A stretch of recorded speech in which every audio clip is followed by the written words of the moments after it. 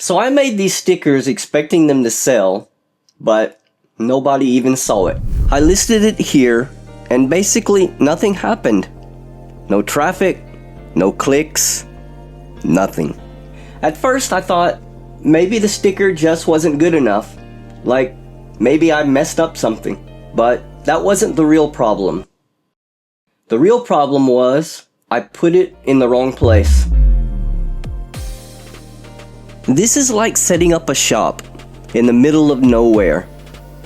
Even if your product is good, if no one walks by, nothing sells. And I think a lot of artists do this. We make something, we upload it, and just hope people find it. So instead of changing the art, I decided to change the place. Same product, different platform. Now, the question is, will anyone actually see it?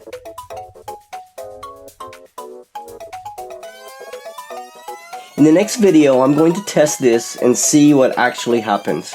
Because if it works, this changes everything.